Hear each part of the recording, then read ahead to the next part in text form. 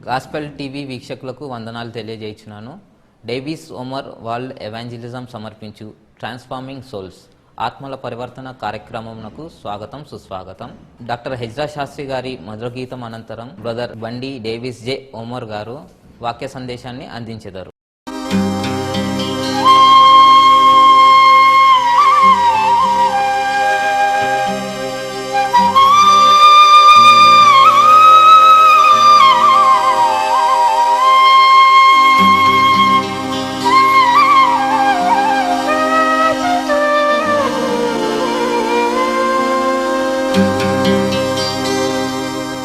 భజింతుము నిను జగదీశ శ్రీయేసమా రక్షణకర్త.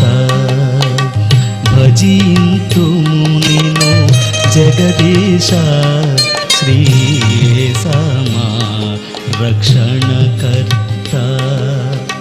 శరణు శరణు మా దేవ యెహోవా మహిమాన్విత చిరజీవనిధి. శరణు శరణు మా దేవ యెహోవా మహిమాన్విత చిరజీవనిధి.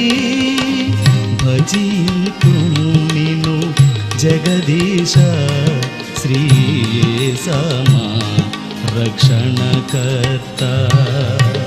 శరణు శరణు మా దేవ యెహోవా మహిమాన్విత చిరజీవనిధి. శరణు శరణు మా దేవ యెహోవా మహిమాన్విత చిరజీవనిధి. భజింతుము నిను జగదీశ శ్రీయేసమా రక్షణకర్త.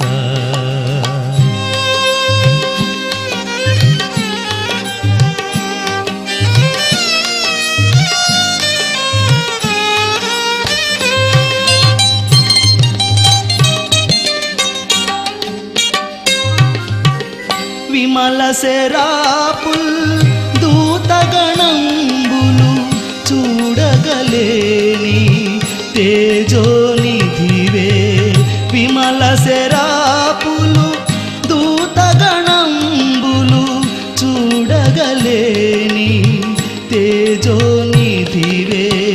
మాయగములకై సిలువమ్రానుపై దీనుడవై మరణించితివే. మాయగములకై సిలువమ్రానుపై దీనుడవై మరణించితివే.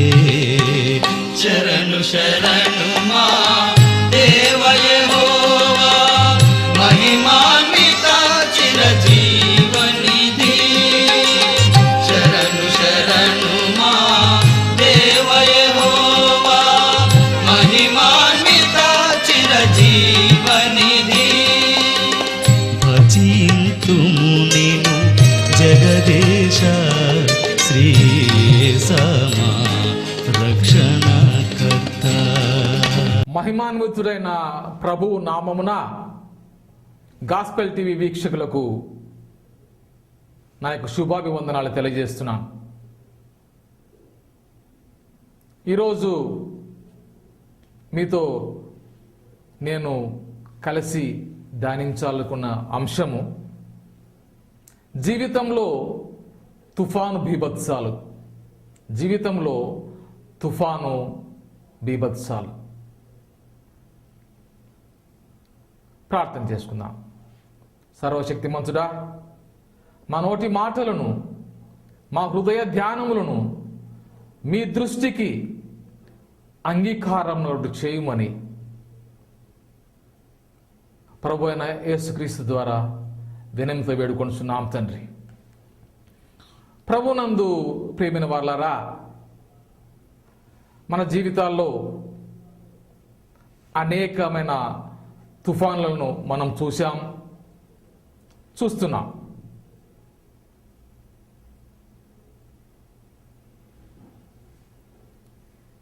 నిన్న కాక మొన్న ఉత్తరాఖండ్ను ముంచేసిన వరదలు, కత్రినా తుఫాన్, ఫైలిన్ తుఫాన్, ఇవన్నీ మనము చూస్తూనే ఉన్నాం.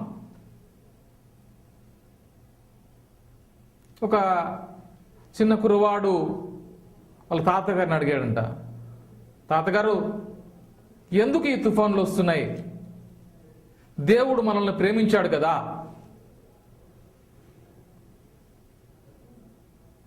ఆయన కోపము నిమిషం మాత్రమే ఉండునని మీరు చెప్పారు కదా, ఆయన దయ ఆయుష్కాలమంతా ఉంటుందని కీర్తనల గ్రంథం 30:5 ప్రకారం మీరు చెప్పారు కదా, మరి ఎందుకు తాతగారు ఈ వరదలు అంటే ఆ తాతగారు చెప్పారు, ఆయనకు విరోధముగా మనము చేసిన పాపం వల్లనే మహిమాస్వరూపి అయిన ఆయన నిమిషమాత్రం కోపానికి మాత్రమే మనం గురవుతున్నాం. నిమిషమాత్రం కోపానికే ఇన్ని తుఫాన్లు వస్తుంటే ఆయన ఎక్కువ కాలం కోపిస్తే ఏమవుతుంది? కాబట్టి మనము ఈ యొక్క తుఫాన్లు రాకుండా ఉండాలంటే మన జీవితాల్లో తుఫాన్ లేకుండా మనం చూసుకోవాలి. అసలు చిన్నప్పటి నుంచి మనం పాట పాడుతున్నాం, మాస్లమ్మన్ గారు రాసిన పాట, నడిపించు నానావా నడి సాంద్రమున ప్రభువా అని. మన నావను నడిపించమని మన చిన్నప్పటి నుంచి పాట పాడుతూ ఆయన్ని కీర్తిస్తున్నాం. మరి నా నావలో కాలిడుము ప్రభువా అని అడుగుతున్నారు. మరి నీ నావలో కాలు పెట్టడానికి ఆయన సిద్ధంగా ఉన్నప్పుడు నీవు ఆయనకు స్థలం ఇవ్వడానికి సిద్ధంగా ఉన్నావా? ఒక్కసారి పరీక్షించుకో. ఈ రోజులలో కుటుంబములలో భార్య భర్తలకు పడ్డం లేదు, అత్త కోడళ్లకు పడ్డం లేదు, అన్నదమ్ములకు పడ్డం లేదు, తల్లిదండ్రులకు పిల్లలకు పడడం లేదు. వీళ్ళందరి మధ్య తుఫాను చెలరేగుతుంది. ఎందుకు మన జీవితాలను ఈ విధంగా మనం తయారు చేసుకుంటున్నాం?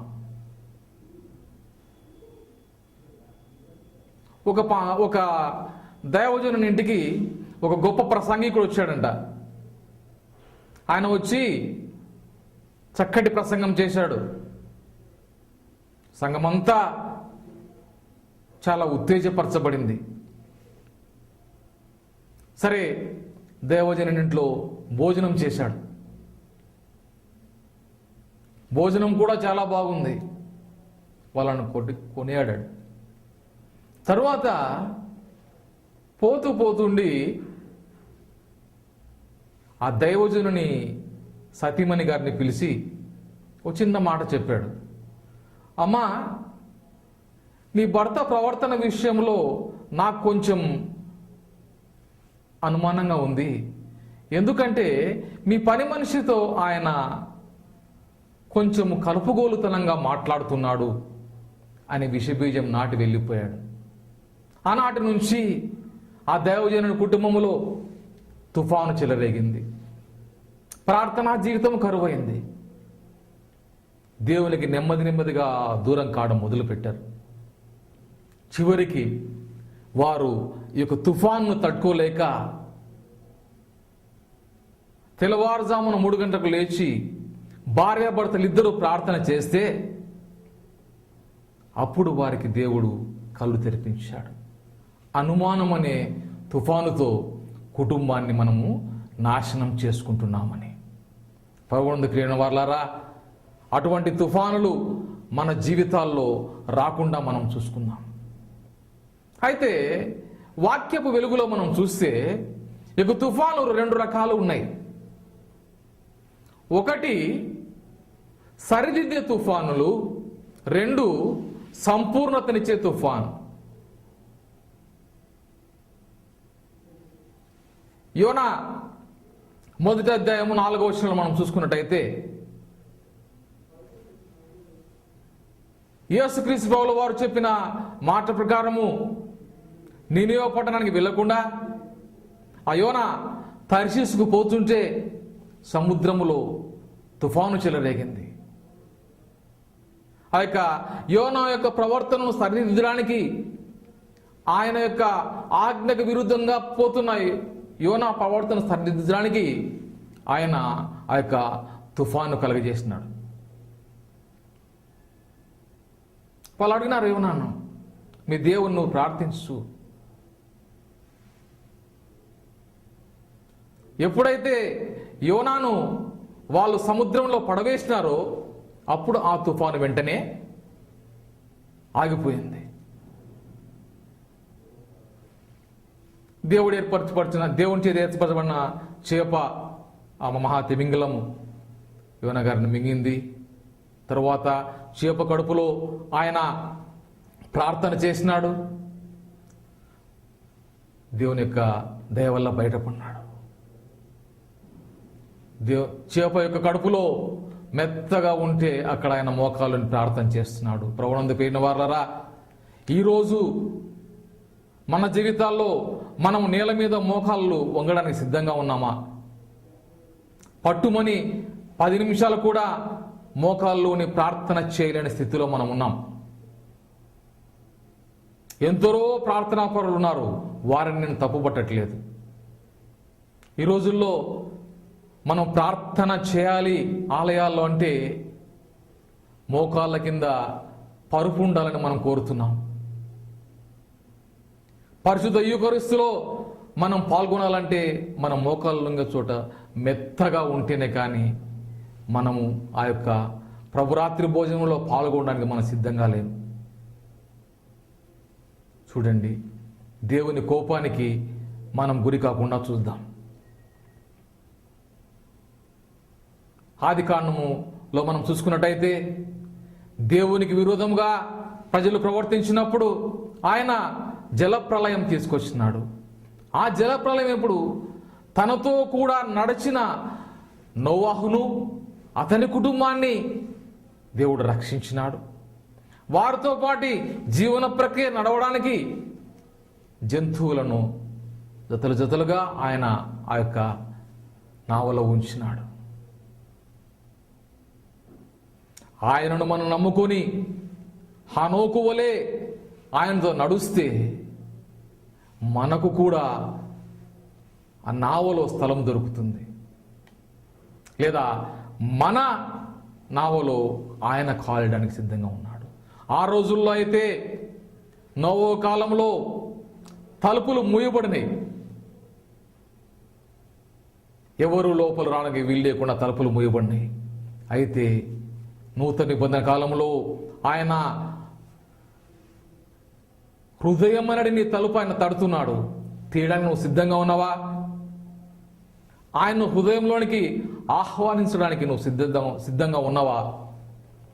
అప్పుడు నిన్ను ప్రభువు తుఫానులోంచి తప్పించడానికి సిద్ధంగా ఉంటాడు.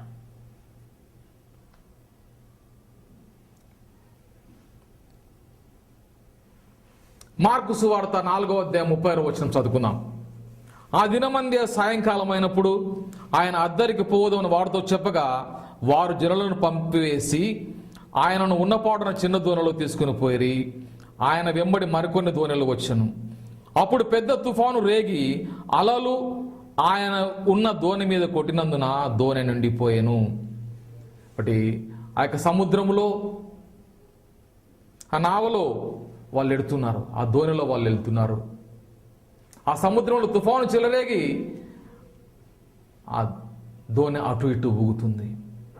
అందులో ఉన్న శిష్యులు భయపడుతున్నారు. భయపడి ఆయన దగ్గరికి వెళ్ళి ఆయన లేపి, బోధకుడా, మేము నశించిపోతున్నాము, నీకు చింత లేదా అని అడుగుతున్నారు. దేవుణ్ణే, సాక్షాత్తు మానవ రూపంలో ఉన్న దేవునే వారు ప్రశ్నించడానికి సిద్ధపడుతున్నారు. ఆయన చేసిన గొప్ప అద్భుత కార్యాలు చూశారు, ఆయన చేసిన స్వస్థత కార్యాలు చూశారు. ఆయన అడుగుతున్నారు, అయ్యా నీకు చింత లేదా? అప్పుడు ఆయన చెప్తున్నాడు, ఆయన లేచి గాలిని గద్దించి నిశ్శబ్దమై ఊరుకోమని సముద్రంతో చెప్పగా గాలి అణిగి మిక్కిలి నిమ్మలమాయను. అప్పుడు వాళ్ళు అనుకున్నారు, ఈయన ఎలాంటి వాడో కానీ ఈయనకు గాలి, తుఫాను, సముద్రము అవన్నీ లోబడుతున్నాయి. అయినా కానీ వారి మనస్సు కఠినపరచబడింది. ఆయన అడుగుతున్న వాళ్ళను, మీరెందుకు భయపడుతున్నారు? మీరింకను నమ్మిక లేక ఉన్నారా అని వారితో చెప్తున్నాడు.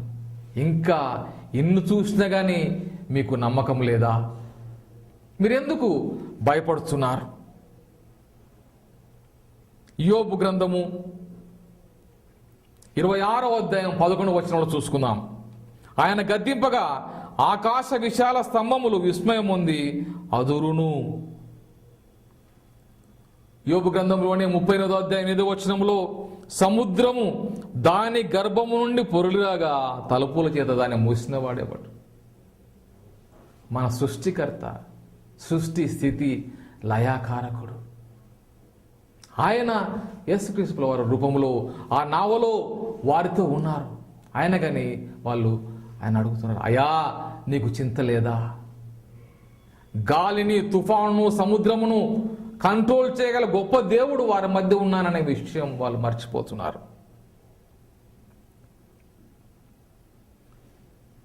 కీర్తనల గ్రంథము 33వ కీర్తన 7వ చరణంలో సముద్ర జలములను రాశిగా కూర్చువాడు ఆయనే, అగాధ జలములను కొట్లలో కూర్చువాడు ఆయనే అక్కడ క్లియర్గా చెప్తున్నాడు. ఇర్మియా గ్రంథము 5వ అధ్యాయం 22వ వచనంలో సముద్రము దాటలేకుండానట్లును దాని తరంగములు ఎంత పొర్లినను అవి ప్రబలలేకయు ఎంత ఘోషించినను దాన్ని దాటలేకయు ఉండునట్లు నిత్య నిర్ణయము చేత దానికి ఇసుకను సరిహద్దుగా నియమించిన నాకు మీరు భయపడరా? నా సన్నిధిని వనకరా? కాబట్టి సముద్రం పొంగిన కానీ మన దగ్గరికి రాకుండా. మన రాష్ట్రంలో విశాఖపట్నం, కాకినాడ, మచిలీపట్నం, సూర్యలంక ఈ ప్రాంతాల్లో బీచ్లు ఉన్నాయి. దాన్ని చూసిన వాళ్ళు గమనించవచ్చు. సముద్రపు అలలు, పెద్ద పెద్ద అలలు కూడా చివరి దాకా వచ్చి ఆ ఇసుక దగ్గర అవి తగ్గించుకొని జారి వెనక్కిపోతున్నాయి. ఒకవేళ ఆ ఇసుకే లేకుండా పోతే ఆ అలలు వచ్చి మనలను ముంచివేసేటి. 2006వ సంవత్సరంలో మనం సునామీ గురించి విన్నాం. అంటే ఆ ఇసుకను కూడా దాటుకొని ఉవ్వెత్తున లేచిన అలలు, కొన్ని మీటర్ల కొద్దీ లేచిన అలలు వచ్చి అనేక మందిని నాశనం చేసినాయి. ఆ సృష్టికర్తకు మనం విరుద్ధంగా నడుస్తున్నాం కాబట్టి మనలను సరిదిద్దడానికి ఈ తుఫానులు వస్తున్నాయి. శిష్యులకు నమ్మకము లేక ఆయన అడుగుతుంటే వాళ్ళను సరిదిద్దడానికి ఆ యొక్క తుఫాను వచ్చింది.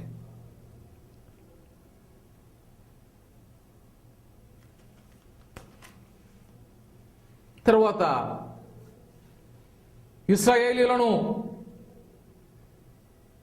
బయటికి పంపకుండా ఫరో కష్టపెడుతున్నప్పుడు, అయ్యా మేము మా దేవుని సేవించడానికి పోతాం, మమ్మల్ని పంపండి అని అడిగినప్పుడు, ఎక్కడ పోవద్దు, ఇక్కడే దగ్గరే మీరు పూజించుకోండి మీ దేవుని అని స్టెప్ బై స్టెప్ వాళ్ళని ఆపుతూ వస్తున్నాడు. అప్పుడు ఆకాశం వైపు మోసే చేతులు ఎత్తినప్పుడు ఉరుములు వడగండ్లు వచ్చినాయి. ఫరో వేడుకున్నాడు. ఎప్పుడైతే మళ్ళా ఆయన ఆకాశం వైపు చేతులు ఎత్తినాడో ఆ వడగండ్లు ఆగిపోయినాయి. అంటే దేవుని యొక్క నామములో అంత శక్తి ఉంది. దేవుని యొక్క నామములో ఎంత శక్తి ఉందో నిత్యము తమలను తాము తగ్గించుకొని ఆయనకు ప్రార్థించే వారిలో ఆ శక్తిని ఆయన నింపుతాడు. ఆయన ఎటువంటి వ్యక్తి అంటే చూడండి, ఇర్మియా గ్రంథం 10వ అధ్యాయం 13వ వచనంలో ఆయన ఆజ్ఞనీయగా జలరాశులు ఆకాశ మండలంలో పుట్టును, భూమి అంత భాగంలో నుండి ఆయన ఆవిరెక్క చేయను, వర్షము కలుగునట్లుగా ఆయన మెరుపులు పుట్టించును, తన ధనాగారంలో నుండి గాలిని రావించును.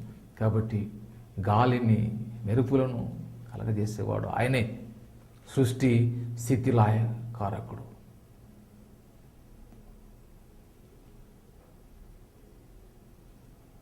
పౌలు కూడా ఆ యొక్క పడవలో తీసుకుని పోబడుతున్నప్పుడు, ఆ తుఫానుకు ఓడ యొక్క అమరం బద్దలైనప్పుడు పౌలు వాళ్ళతో చెప్తున్నాడు. అపొస్తలుల కార్యం 27వ వచనంలో, నేను ఎవని వాడనో, ఎవరిని సేవించుచున్నానో ఆ దేవుని దూత గడిచిన రాత్రి నా ఎదుట నిలిచి, సౌలా భయపడకుము, నీవు కైసరు ఎదుట నిలవలసి ఉన్నది. ఇదిగో నీతో కూడా ఓడలో ప్రయాణమై పోవచ్చున్న వారిని అందరినీ దేవుడు నీకు అనుగ్రహించున్నాడని చెప్పాను.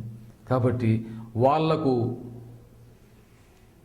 పరిపూర్ణత కలుగజేయడానికి ఆయన ఆ తుఫాను కలుగజేసినాడు. అంటే దేవుడు తన బిడ్డలను ఎల్లవేళలా కాపాడడానికి సిద్ధంగా ఉన్నాడని. తర్వాత మార్కు సువార్త 6వ అధ్యాయము 45వ వచనం నుంచి 50వ వచనం వరకు మనం చదువుకుంటే, ఆయన ధోనికి వెళ్ళడానికి శిష్యులను బలవంతం చేసినాడు. వాళ్ళ వెళ్ళమని ఆయన చెప్పినాడు. వాళ్ళని పంపి ఆయన ప్రార్థన చేయడానికి కొండకు వెళ్ళినాడు. ధోనే సముద్రంలో ఉన్నప్పుడు ఆయన సముద్రం మీద నడుచుకుంటూ వస్తున్నాడు. ఆయన చూసి వీళ్ళు భూతమని భయపడినారు. ఆయన చేసిన ఆశ్చర్య కార్యాలను, అద్భుత కార్యాలను దగ్గరుండి చూసినారు. మళ్ళా ఆయన సాక్షాత్తు నీళ్ళ మీద నడుచుకుంటూ వస్తుంటే భూతమని భయపడుతున్నారు.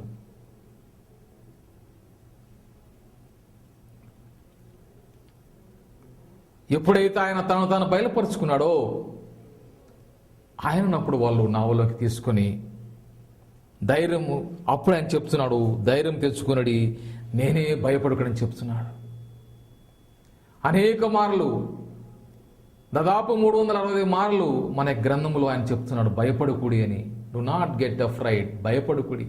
దేవుని వర్లారా, భయపడుకుడి అని ఆయన చెప్తున్నాడు. మన జీవితంలో నిజంగా ఆయనకు మనం భయపడుతున్నామా? ఒక్కసారి మనం ఆలోచించుకుందాం. ఆలయానికి వెళ్తాం, ప్రార్థన చేస్తాం, పాటలు పాడతాం, వాక్యం చదువుతాం, వాక్యం వింటాం. బయటకు వచ్చిన తర్వాత మన జీవిత సంబంధమైన లోకాశల్లో మనం మునిగిపోతున్నాం. చక్కగా మర్యాదగా మనం ఆలయానికి వస్తాం. అందుకే ఒక కవి గారు ఒక సామెత చెప్పినారు, మర్యాదకు మచ్చ రాకూడదంట, మామిడికాయ పుచ్చకూడదంట. అటువంటిది మన జీవితం. మన జీవితంలో ఎవరు కూడా అమర్యాదగా ప్రవర్తించడానికి మనం ప్రయత్నించాం. అయితే మనకు తెలియకుండానే మన జీవితాల్లో అహంకారము ప్రవేశిస్తుంది. మన కుటుంబాల్లో తుఫాన్ను చెలరేగజేస్తుంది. యోహాను సువార్త 6వ అధ్యాయము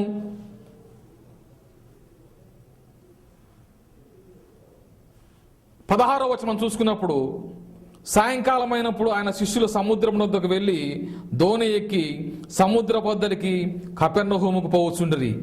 అంతలో చీకటి ఆయన గాని యేసు వారి యొద్దకు ఇంకా రాలేదు. అప్పుడు పెద్ద గాలి విసరగా సముద్రము పొంగుచుండెను. వారు ఇంచుమించు 2 కోసల దూరము దోణి నడిపించిన తర్వాత యేసు సముద్రం మీద నడుచుచు తమ దోణి దగ్గర వచ్చిన చూచి భయపడిరి. అంతటా ఆయన నేనే భయపడకూడని వారితో చెప్తున్నాడు. ఆయన ఎటువంటి వ్యక్తి చూడండి. కీర్తనల గ్రంథము 65వ కీర్తన 7వ వచనం చూడండి. ఆయనే సముద్రముల ఘోషను, వాటి తరంగముల ఘోషను అణుచువాడు, జనముల అల్లరిని చల్లార్చువాడు. 89వ కీర్తన 9వ చరణములో, సముద్రపు పొంగు అణుచువాడవు నీవే, నీవే దాని తరంగములు లేస్తున్నప్పుడు నీవు వాటిని అణచివేస్తున్నావు. 107వ కీర్తన 29వ చరణములో ఆయన తుఫానును ఆపివేయగా దాని తరంగములు అణిగిపోయాను. 148వ కీర్తన 8వ చరణంలో అగ్ని వడగండ్లారా, హిమమా, ఆవిరి, ఆయన ఆజ్ఞను నెరవేర్చు తుఫాను అని చెప్తున్నంటే ఇవన్నీ తుఫాను ఆయన ఆజ్ఞ నెరవేరుస్తుంది. తుఫాను రేగమంటే రేగుతుంది, తుఫాను ఆగమంటే ఆగుతుంది. ఈరోజు మన జీవితాల్లో ఆ తుఫాను మనకు ప్రవేశించకుండా మనం చూసుకోవాలి. సామెతలు గ్రంథము 30వ అధ్యాయం 4వ వచనములో ఆకాశంలోకి మరలా దిగిన వాడెవడు, తన పిడికిలతో గాలిని పట్టుకున్న వాడెవడు, బట్టలో నీళ్లు మూట కట్టిన వాడెవడు, భూమి యొక్క దిక్కులన్నిటినీ స్థాపించిన వాడెవడు, ఆయన పేరేమో, ఆయన కుమారుని పేరేమో నీకు తెలిసి ఉన్నదా? పాత నిబంధన కాలములోనే సామెతల గ్రంథము ద్వారా ఆయన మాట్లాడుతున్నారు. ఆయన పేరేమో, ఆయన కుమారుని పేరేమో నీకు తెలిసి ఉన్నదా? నీకేం తెలుసు? వాడు మనం అనుకుంటాం నాకు దేవుడి గురించి చాలా తెలుసు, చిన్నప్పటి నుంచి నేను బైబిల్ చదివాను, నేను దేవుని ఈజీగా అర్థం చేసుకోగలను, చిన్నప్పటి నుంచి నేను వాక్యం వింటున్నాను, దేవుని నేను ఈజీగా అర్థం చేసుకోగలను. మై డియర్ ఫ్రెండ్స్, చాలా పొరపడుతున్నారు మీరు. ఒక యాపిల్ పండులో ఎన్ని విత్తనాలు ఉన్నాయో మనం లెక్క పెట్టి చెప్పొచ్చు, అవునా? ఇంకా కంప్యూటర్ యుగం వచ్చింది కాబట్టి అరటి పండులో ఎన్ని విత్తనాలు ఉన్నాయో కూడా నువ్వు లెక్కించి చెప్పవచ్చు. అయితే ఒక్క విత్తనములో ఎన్ని పండ్లు వస్తాయో నువ్వు చెప్పగలవా? ఆ చెప్పగల సమర్థుడే యెహోవా. యెహోవాను గురించి నేను అర్థం చేసుకున్నాను, యేసయ్యను గురించి నేను అర్థం చేసుకున్నాను అని నువ్వు భ్రమపడితే, మై డియర్ ఫ్రెండ్స్, చాలా పొరపడుతున్నట్లు లెక్క. యేసుక్రీస్తు పౌలు వారు ఈరోజు నీ జీవితంలో తుఫానును అంచడానికి సిద్ధంగా ఉన్నాడు. ఆ యొక్క తుఫాన్లో నుంచి మనం తప్పించుకోవడానికి ప్రయత్నిస్తాం. మనము దేశము కొరకు, ప్రపంచము కొరకు, ప్రజల కొరకు ప్రార్థించి ఈ తుఫానులు మనం ఆపడానికి ప్రయత్నిస్తాం. ఈ భూమి మీద ఎక్కడ 2-3 ఏకీభవించిన ఆ నామమున ప్రార్థన చేయుదురో వారి మధ్యను నేనున్నానని చెప్పిన దేవుడు ఈరోజు ఇక గాస్పెల్ టీవీ ద్వారా వాక్యం వినుచున్నా మీతో మాట్లాడుచున్నాడు. మీ మధ్య ఆయన ఉన్నాడు. కమాన్, రండి, దేశము కొరకు ప్రార్థించండి, ప్రజల కొరకు ప్రార్థించండి. అప్పుడు ఈ యొక్క తుఫానులు ఆగిపోతాయి. ప్రార్థన చేసుకుందాం. సర్వశక్తిమంతుడా, గాస్పెల్ టీవీ వీక్షకులతో మీ యొక్క వాక్యాన్ని పంచుకునే సజీవమైన అవకాశం నాకు ఇచ్చిన తండ్రి, వేలాది వేల స్తోత్రాలు చెల్లిస్తున్నాం తండ్రి. ప్రభువా, ఈ రాత్రి సమయమున ప్రతి ఒక్కరి కొరకు ప్రత్యేకంగా ప్రార్థిస్తున్నాను తండ్రి. మా జీవితాలలో, మా కుటుంబాలలో, మా ఉద్యోగ జీవితాలలో, మా అనుదిన జీవితాలలో ఉన్న తుఫానులను తొలగించండి. మాకు పరిపూర్ణత అనుగ్రహించండి. మమ్మల్ని కాపాడు ప్రభువుల వారు మీరే అని మేము తెలుసుకొని మీకు విధేయులమై నడుచుటకు మాకు సహాయం చేయమని వేడుకొనుచున్నాం తండ్రి. ఎజ్రా శాస్త్రి గారిని, శామ్ బొజ్జ గారిని, గాస్పెల్ టీవీ ద్వారా వాక్యం అందిస్తున్న అనేక మంది సేవకులను, లైవ్ ప్రేయర్స్ చేస్తున్న ప్రతి ఒక్కరిని మీరు ఆశీర్వదించుమని, ఈ యొక్క ప్రోగ్రాంను షూట్ చేస్తున్న డానీ బాబును మీరు ఆశీర్వదించి చక్కటి జ్ఞానం ఆయనకు ప్రసాదించుమని ప్రభుని యేసుక్రీస్తు వినంతో వేడుకొంటున్నాం తండ్రి. ఆమేన్. ప్రార్థన అవసరత గలవారు ఒక స్క్రీన్ మీద ఇవ్వబడిన నంబర్లకు సంప్రదించండి. రోజంతా, వారమంతా 24/7 మీ కొరకు ప్రార్థించడానికి నేను, నా కుమారుడు డేవిస్ సోమర్, నా భార్య మేరీ వర్ధనం, నా కుటుంబ సభ్యులందరము సిద్ధంగా ఉన్నాం. May God bless you all. Gospel TV వీక్షకులకు శుభములు తెలియజేయుచున్నాము. డేవిస్ సోమర్ వరల్డ్ ఎవాంజలిజం సమర్పించు ట్రాన్స్ఫార్మింగ్ సోల్స్ ఆత్మల పరివర్తన కార్యక్రమంకు స్వాగతం, సుస్వాగతం. విన్నవి వాక్యం మీకు ఆశీర్వాదకరంగా ఉన్నదని భావిస్తున్నాము.